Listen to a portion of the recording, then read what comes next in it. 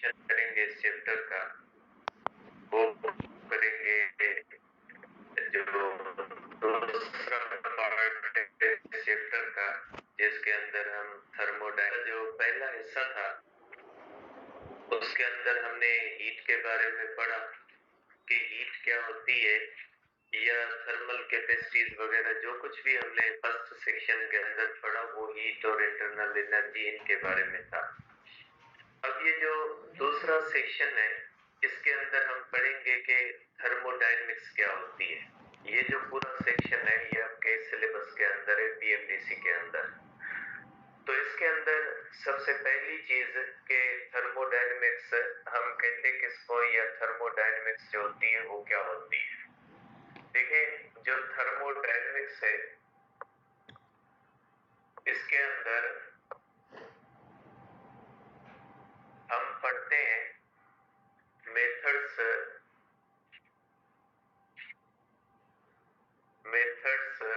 And principles of conversion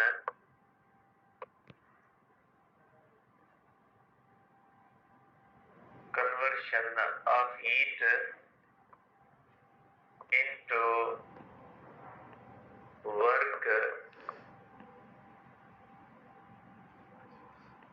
दोनों की तरह आप पढ़ सकते हैं।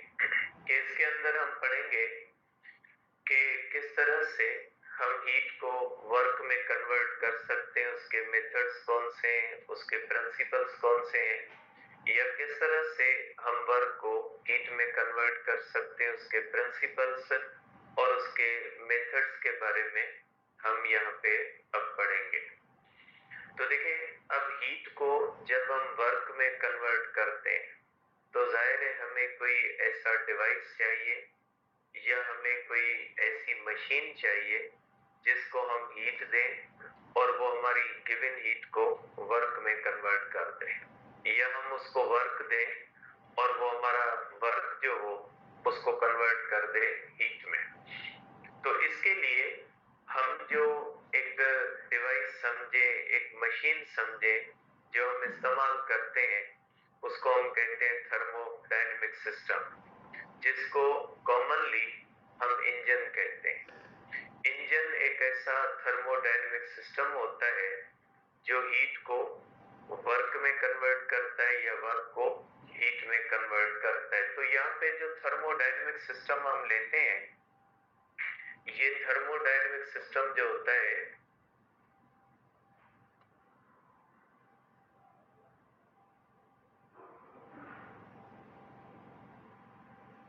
देखिए थर्मोडायनेमिक सिस्टम जो होता है इसके अंदर सिलेंडर, पिस्टन, इसके अंदर सिलेंडर होता है, पिस्टन होता है और वर्किंग सब्सटेंस होता है। अब इसके अंदर वर्किंग सब्सटेंस क्या होता है, सिलेंडर और पिस्टन इस तरह से हम लेते हैं।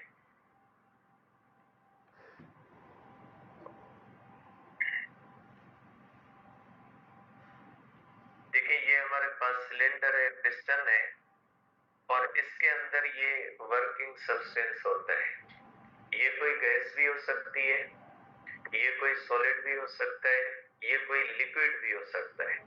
जरूरी नहीं है वर्किंग सब्सटेंस गैस हो, जरूरी नहीं है वर्किंग सब्सटेंस लिक्विड हो, कोई सॉलिड हो, वर्किंग सब्सटेंस कोई भी हो सकता है। एक सिलेंडर हम लेते हैं, एक पिस्टन लेते हैं और उसके अंदर एक वर्किंग सब्सटेंस हम लेते हैं और वो वर्किंग सब्सटेंस कोई भी हो सकता है, सॉलिड भी हो सकता है, लिक्विड भी हो सकता है और गैस भी हो सकती है। और इसको आप कह सकते हैं कॉमन लैंग्वेज के अंदर हम इसको इंजन कहते हैं। बाइक का इंजन हो, चाहे गाड़ी का इंजन हो, चाहे एरोप्लेन का इंजन हो, आज भी इसी उसूल पे चलता है। उसके अंदर यही सिलेंडर होते हैं, यही पिस्टन होते हैं, वर्किंग सब्सटेंस होता है, वही सेम मैकेनिज्म होता है जिसके थ्रू ये काम करते हैं। तो ये जो सिलेंडर, पिस्टन और वर्किंग सब्सटेंस का एक सिस्टम बनता है, इस सिस्टम को हम कहते हैं कि ये थर्मोडायनेमिक सिस्टम में। अब इसके अंदर अगर कोई हमारे पास आइडियल सिस्टम हो, देखिए अगर हमारे पास आइडियल थर्मोडायनेमिक सिस्टम हो, हमारे पास आइडियल थर्मोडायनेमिक सिस्टम, तो जो आइडियल सिस्टम होता है, आइडियल सिस्टम के अंदर क्या होता है कि वॉल्स एंड पिस्टन, जो इसकी सिलेंडर की वाल्स और पिस्टन होता है, ये कंप्लीटली इंसुलेटिंग होते हैं, ये कंप्लीटली इंसुलेटिंग होते हैं, ठीक है। मतलब ये कि इनकी पिस्टन से या वाल से हीट जो होती है वो ना अंदर आएगी और ना जाएगी, जो आइडियल होता है। आइडियल का मकसद है जो प्रैक्टिकली जो होता है very near to the ideal system हो सकता है, लेकिन प्रैक्टिकली कोई आइडियल सिस्टम हमारे पास नहीं हो सकता। तो अगर हम आइडियल सिस्टम की बात करते हैं तो आइडियल सिस्टम के अंदर हमारे पास सिलेंडर और पिस्टन जो होने चाहिए, जो सिलेंडर की वाल्स और पिस्टन जो होना चाहिए वो कंप्लीटली इंसुलेटिंग होने चाहिए, मकसद उससे 0% कंडक्शन हो, जबकि इसका जो बॉटम होना चाहिए वो कंप्लीटली परफेक्टली कंडक्टर होना चाहिए। ये जो इसका बॉटम है, आप कहोगे कि इसका जो होता है बॉटम, आप इसका बॉटम कह सकते हैं, ये जो होता है ये परफेक्ट कंडक्टिंग होता है, ठीक है। ये परफेक्ट कंडक्टर का होता है, इसका मकसद है इसे 100%, यहाँ पे कंडक्टर और इंसुलेटर का मकसद हीट वाला नहीं होता, सॉरी करंट वाला नहीं होता। यहाँ पे हम बात हीट की कर रहे हैं, तो इंसुलेटर है तो भी मींस वो हीट को कंडक्ट नहीं करता। अगर कंडक्टर है तो इसका मकसद है वो हीट को कंडक्ट करता है। यहाँ पे कोई करंट के कंडक्टर और इंसुलेटर की बात हम नहीं करते, ठीक है। अब इसके बाद इसके टाइप्स आपको पता है कि जो थर्मोडायनेमिक सिस्टम होता है, इसको बुनियादी तौर पे आप 3 कैटेगरीज के अंदर ले सकते हैं। एक आप ले सकते हैं ओपन सिस्टम, जिसके अंदर मास और एनर्जी दोनों की कन्वर्शन पॉसिबल हो। एक ऐसा सिस्टम होता है जो क्लोज्ड होता है, जिसके अंदर एनर्जी की कन्वर्शन तो पॉसिबल हो लेकिन मास की कन्वर्शन पॉसिबल ना हो, इसके अंदर कन्वर्शन नहीं, ट्रांसफर। और जो तीसरा हमारे पास होता है आइसोलेटेड। आइसोलेटेड का मकसद होता है जिसके अंदर ट्रांसफर न हीट की हो सके और किसी भी, आप कह सकते हैं कि किसी भी किस्म की उसके अंदर ट्रांसफर पॉसिबल ना हो, तो उसको हम कहते हैं आइसोलेटेड सिस्टम, ठीक है। तो ओपन का मकसद है जिसमें मास और एनर्जी दोनों की ट्रांसफर हो सके। क्लोज का मकसद है जिसमें सिर्फ एनर्जी की ट्रांसफर हो सके। और जो आइसोलेटेड होता है उसका मतलब है उसमें किसी भी किस्म की ट्रांसफर पॉसिबल ना हो। अब हम देखते हैं कि ये किस तरह से थर्मोडायनेमिक सिस्टम जो होता है वो किस तरह से हीट को वर्क में कन्वर्ट करता है। इसका तरीका कौन सा होता है, मैकेनिज्म कौन सा होता है और कितनी हीट कितने वर्क में कन्वर्ट होगी, इसको हम कहते हैं heat and work in thermodynamics. Heat and work in thermodynamics.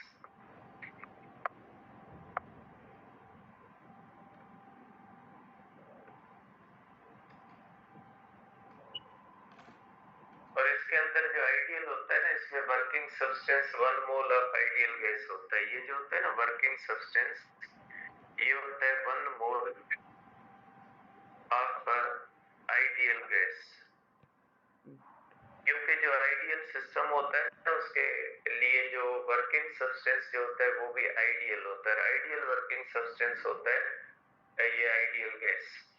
अब देखिए सपोज करें, अब इसका मैकेनिज्म पढ़ते हैं कि किस तरह से ये जो हमारे पास सिलेंडर और पिस्टन होता है ये किस तरह से हीट को वर्क में कन्वर्ट करता है, या किस तरह से इसके थ्रू हम वर्क को हीट में कन्वर्ट करेंगे।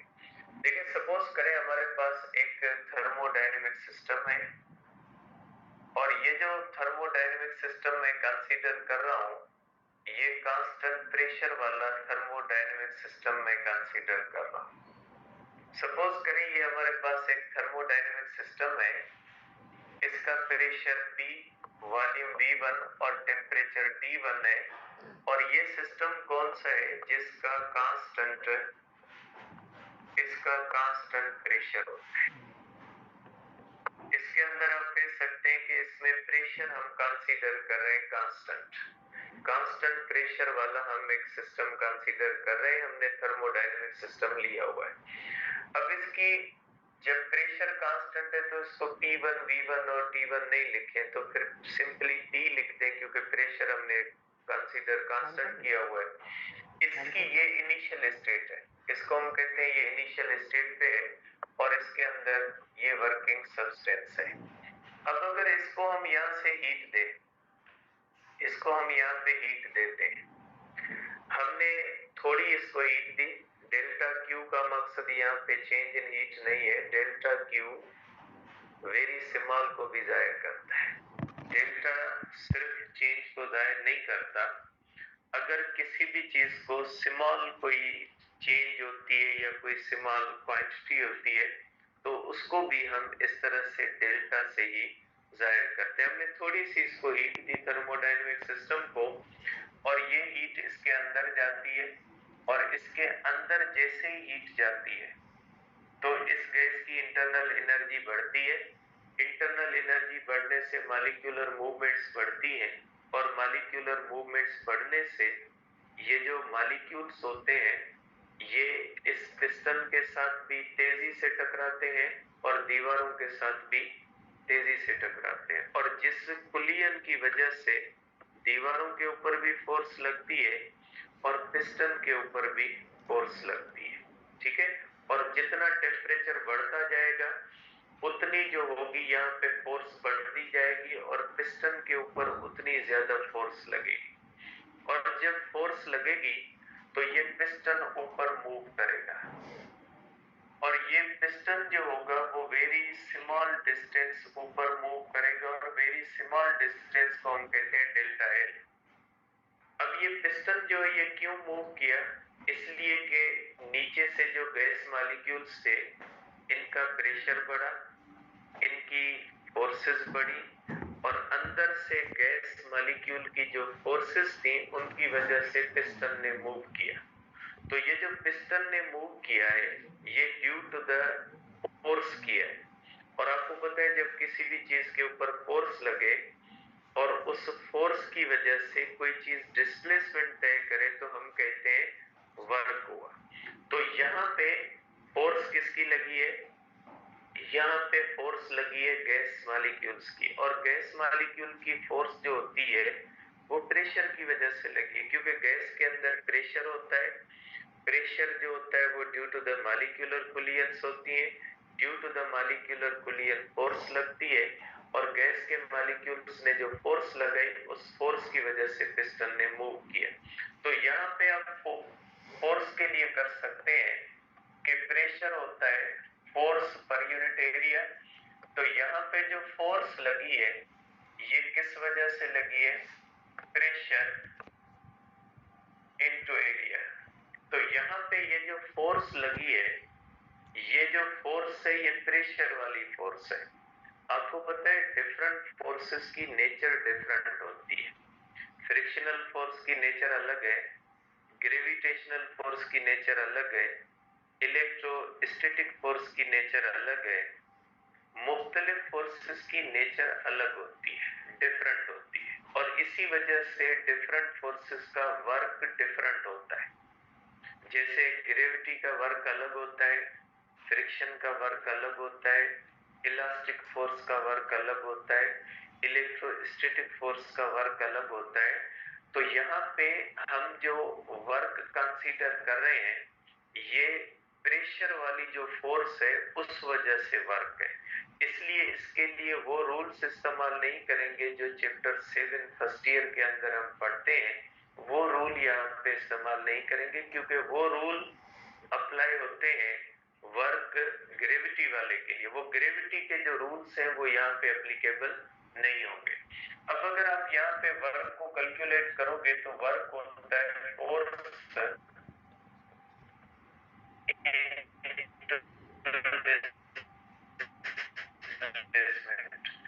और यहाँ पे फोर्स जो होती है वो डेल्टा एल होता है। देयरफॉर वर्क हो जाएगा P इंटू ए इंटू डेल्टा एल, तो ये हो जाएगा P डेल्टा V के। तो ये वर्क का फार्मूला हमारे पास हो जाएगा P डेल्टा V के। लेकिन ये जो फार्मूला है ये सिर्फ और सिर्फ कांस्टेंट प्रेशर का फार्मूला है।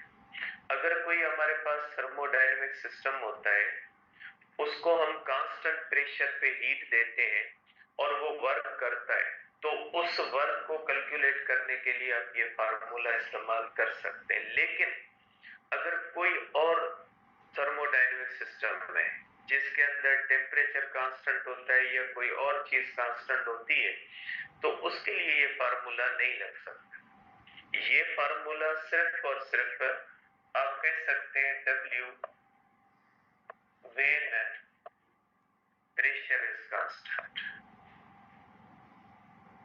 pressure is constant। जब प्रेशर कांस्टेंट होता है तो आप कह सकते हैं कि work is equal to P delta V। लेकिन अगर आप कोई और प्रोसेस लोगे तो वर्क का फार्मूला चेंज हो सकता है।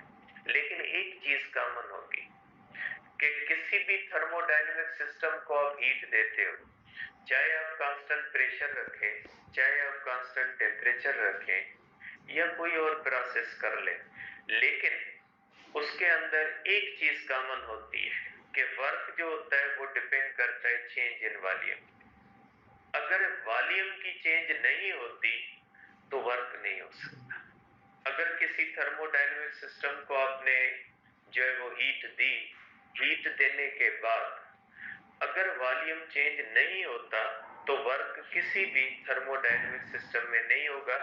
थर्मोडायनेमिक सिस्टम के अंदर वर्क होता है या नहीं होता, उसका जो पैरामीटर होता है वो चेंज इन वॉल्यूम होता है। अगर चेंज इन वॉल्यूम होगा तो वर्क होगा, चेंज इन वॉल्यूम नहीं होगा तो वर्क नहीं होगा। तो आप कहोगे कि work in thermodynamics, work in thermodynamics, work in thermodynamics depends upon change in volume। Change in volume पे डिपेंड करता है थर्मोडायनेमिक्स का वर्क। अगर वॉल्यूम चेंज होगा तो वर्क होगा, नहीं होगा तो नहीं होगा।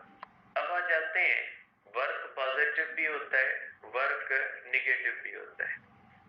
तो देखिए आप पढ़ते हो कि जब work done on the system होता है केमिस्ट्री के अंदर आप उसको पॉजिटिव मानते हो, और work done by the system होता है उसको आप नेगेटिव मानते हो। तो उनका जो पैरामीटर होता है वो चेंज इन इंटरनल एनर्जी होती है। वो ये देखते हैं कि ऐसा वर्क जो किसी सिस्टम की एनर्जी बढ़ाता है उसको पॉजिटिव कहा जाता है, और ऐसा सिस्टम जो ऐसा वर्क जो किसी सिस्टम की इंटरनल एनर्जी को कम करे तो ऐसे सिस्टम को, ऐसे वर्क को निगेटिव माना जाता है। लेकिन हम इसको एक और तरह से देखते हैं, हमारे पास इसका एक और पैरामीटर होता है, ठीक है, positive and negative work. Positive and negative work. अब पॉजिटिव या नेगेटिव कैसे होता है? देखिए वर्क होता है is equal to P delta V, ये इसकी इक्वेशन है। अब देखिए यहाँ पे दो कंडीशंस होती हैं जब एक्सपेंशन होती है। जब एक्सपेंशन होती है तो डेल्टा V जो होता है ये पॉजिटिव होता है, क्योंकि जब एक्सपेंशन होती है तो फाइनल वॉल्यूम ज्यादा होता है, इनिशियल वॉल्यूम कम होता है, चेंज इन वॉल्यूम क्या हो जाएगा, पॉजिटिव। तो हम यहाँ पे करते हैं कि वर्क जो होगा वो पॉजिटिव होगा, क्योंकि डेल्टा वी अगर पॉजिटिव हो, क्योंकि प्रेशर तो कांस्टेंट है, अगर प्रेशर कांस्टेंट है तो डेल्टा वी पॉजिटिव भी हो सकता है, डेल्टा वी नेगेटिव भी हो सकता है। तो जब एक्सपेंशन होती है तो डेल्टा वी क्या होता है, पॉजिटिव, और जब कंप्रेशन होती है तो डेल्टा वी क्या होता है, नेगेटिव होता है। ठीक है, तो आप कहेंगे कि यहाँ पे हमारा जो पैरामीटर होता है कि वर्क पॉजिटिव होगा या वर्क नेगेटिव होगा, वो कौन सा होता है कि चेंज इन वॉल्यूम पॉजिटिव होगी या चेंज इन वॉल्यूम नेगेटिव होगी। अगर एक्सपेंशन,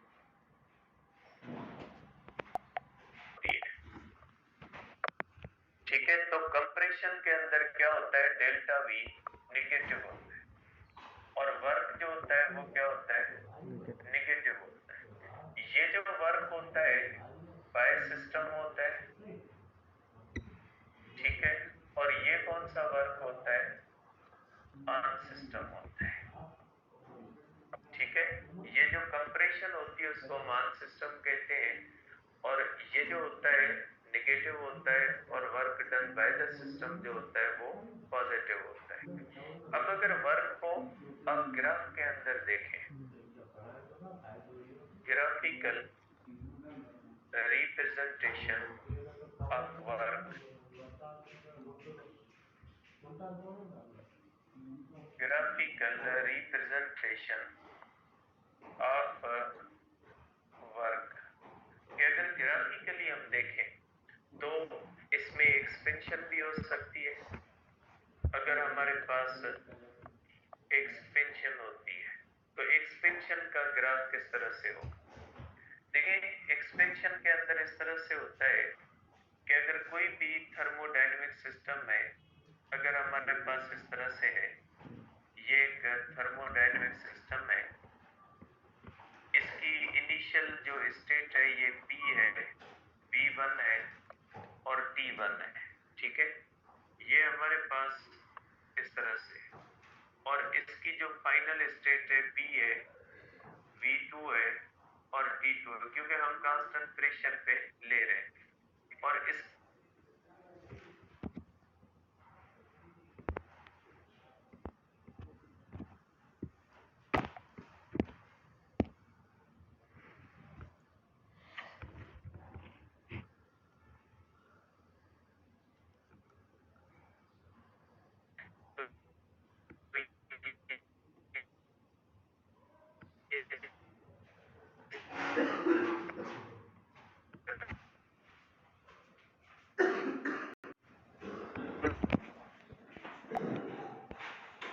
वॉल्यूम V1 है, कम है, और प्रेशर कांस्टेंट है, तो ये आप कह लें कि ये हो गया P, V1 और T1। अब उसके बाद वॉल्यूम बढ़ के V2 हो गया, तो ये वॉल्यूम बढ़ के V2 हुआ, तो ये लाइन इस तरह से चली। ठीक है, और ये होती है P, V2 और T2। इसका एरो किस तरफ होगा, ऊपर की तरफ। ठीक है, ये जो होता है V और P इस तरह से, और यहाँ पे P और V इस तरह से, दोनों तरह से आप ले सकते हैं कि किसी भी तरह से आप इसको बना सकते हैं। V इस तरफ लिखें, P इस तरफ लिखें, या P इस तरफ लिखें, V इस तरफ लिखें, दोनों कंडीशन में स्ट्रेट लाइन बनेगी। और एरो जो होता है वो इंडिकेट करता है कि वर्क पॉजिटिव होगा या वर्क नेगेटिव होगा। अब हम करते हैं कंप्रेशन को। देखिए, अगर हमारे पास ये इस तरह से कंप्रेशन होती है तो कंप्रेशन के अंदर क्या होता है, ठीक है, अगर हम कंप्रेशन को कंसीडर करते हैं तो देखिए कंप्रेशन के अंदर ये होता है, ठीक है, सपोज करें हमारे पास एक थर्मोडायनेमिक सिस्टम है, इसका पहले वॉल्यूम ज्यादा है, ये हमारे पास है P, V1 और T1। अगर ये कंप्रेस होता है इस तरह से, इसके ऊपर हम वर्क करते हैं, तो ये होगा V2 और T2। अब इसके अंदर क्या होगा, हीट बाहर आएगी। जब एक्सपेंशन होता होती है तो हीट जो होती है वो अंदर जाती है। एक्सपेंशन में हीट किस में कन्वर्ट होती है? वर्क में।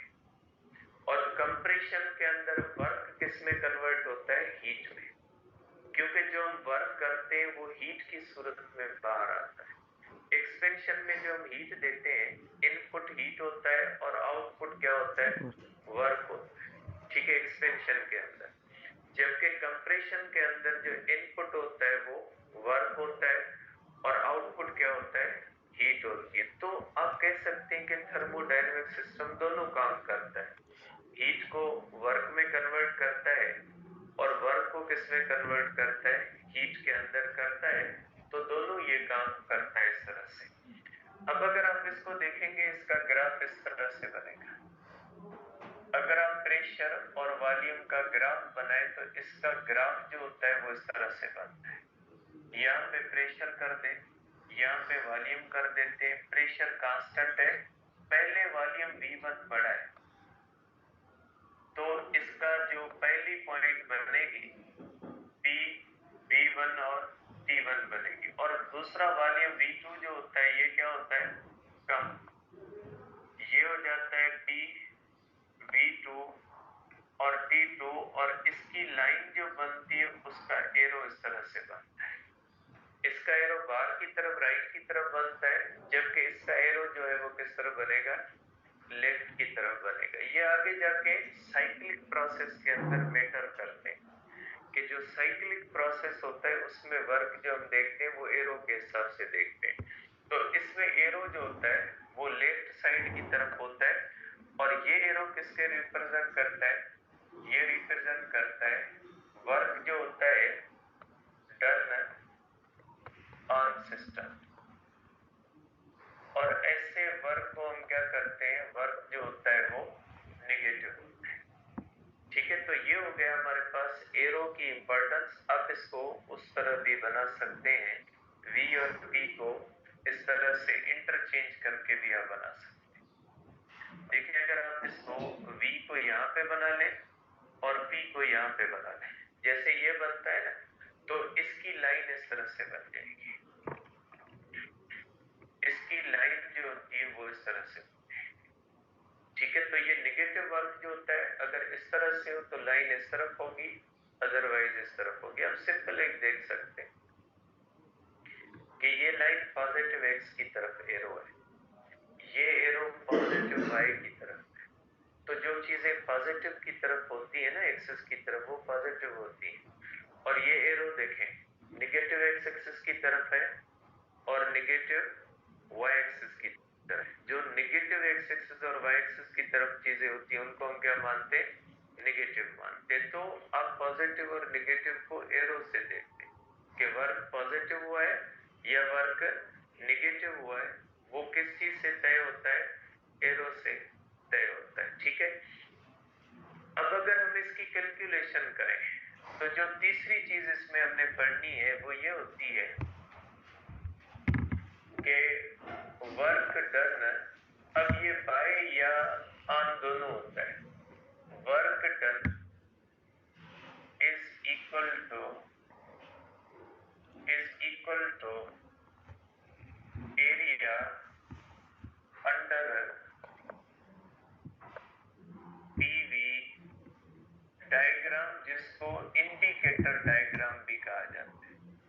पीवी डायग्राम को हम टेक्निकली इंडिकेटर डायग्राम कहते हैं। सपोज करें इस तरह से दिया गया आपके पास, अगर इस तरह से आपको दो ग्राफ दिए जाएं इस तरह से,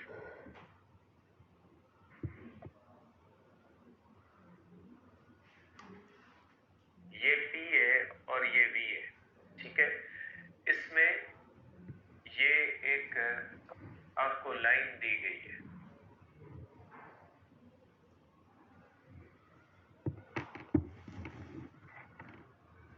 अब इसमें अगर पूछा जाए कि ये इनिशियल स्टेट A है, ये फाइनल स्टेट B है, ठीक है, इसमें कितना वर्क हुआ? अगर यहाँ पे डेटा दी जाए कि प्रेशर इतना है और यहाँ पे वॉल्यूम इतना है, डेटा दी जाए, तो ये जो इस लाइन के नीचे एरिया आती है ना, ये वर्क के बराबर होती है। इसकी आप एरिया कैलकुलेट करोगे। ये जो हमारे पास एरिया होती है ना, ये वाली, ये जो एरिया है, आप कह सकते हैं कि ये जो एरिया है ये किसके बराबर हो जाएगी, वर्क के बराबर होगी। कि पीवी या इंडिकेटर डायग्राम की जो लाइन होती है उसके नीचे एरिया जितनी भी आती है वो एरिया किसके बराबर हो जाएगी, वर्क के। अब ये तो हुआ इस तरह से पी और वी के दरमियान, लेकिन अगर हम इस तरह से फाइंड करते हैं, सपोज करें हम इस तरह से फाइंड करें,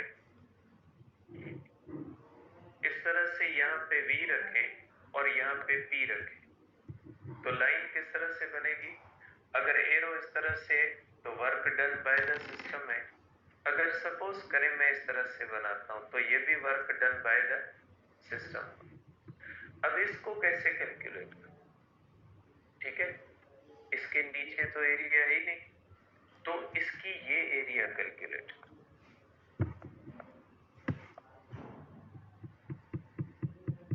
ये जो एरिया होती है ना, ये वाली एरिया, ये कैलकुलेट करो।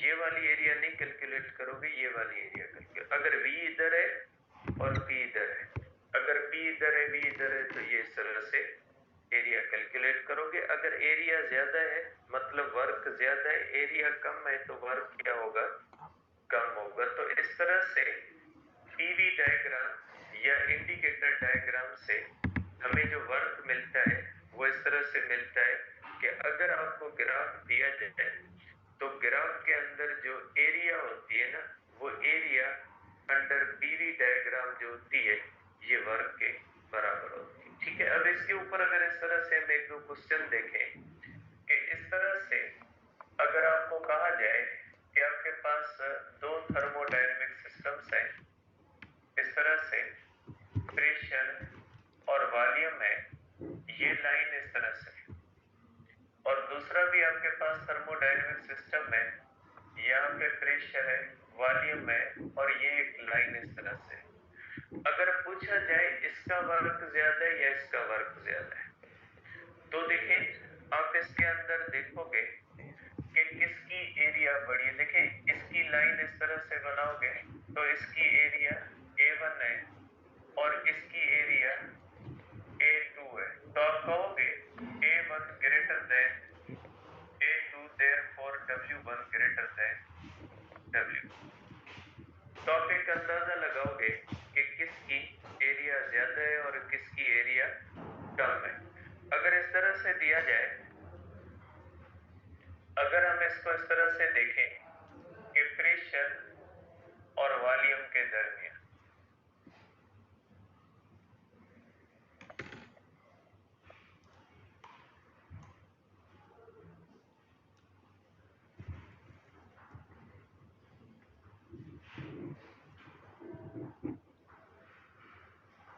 अगर पूछा जाए किसका वर्क ज्यादा है, किसका होगा, 2 वाला या 1 वाला। एक मिनट में एक लाइन को थोड़ा बड़ा कर दे, पहले कर दो क्योंकि ये इक्वल लग रहे। किसमें वर्क ज्यादा होगा बेटा, सेकंड में। देखिए आप समझे नहीं कॉन्सेप्ट को, इसमें वर्क 0 है, इसमें वर्क जो होता है वो पॉजिटिव या नेगेटिव का फैसला ही नहीं कर सकते, एरो नहीं दिया, मैंने एरो नहीं दिया। अगर एरो देता तो आप पॉजिटिव नेगेटिव का फैसला कर सकते हैं, मैंने एरो नहीं दिया इसके अंदर।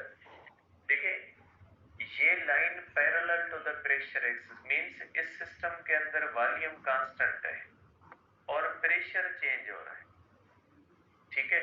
लेकिन इस सिस्टम के अंदर प्रेशर कांस्टेंट है और वॉल्यूम क्या हो रहा है, चेंज हो रहा है। इसका मकसद है इसके अंदर जो वर्क होता है W1 है और ये जो W2 है, ये आप कह सकते हैं W2 0 है, बिकॉज चेंज इन वॉल्यूम जो है वो 0 है। W1 0 नहीं है बिकॉज चेंज इन वॉल्यूम 0 नहीं, ठीक है। तो इस इनके ग्राफ से होते हैं, इनके अंदर ये चीज मैटर करती है कि कि आप V और P को पहले तय करें कि V और P कहाँ पे दी हो। ठीक है, अभी दो तीन चीजें रहती हैं कि जैसे फॉर एग्जांपल वर्क पाथ पे डिपेंड करता है या इसके कुछ ग्राफ जो होते हैं उसको पर बेसिस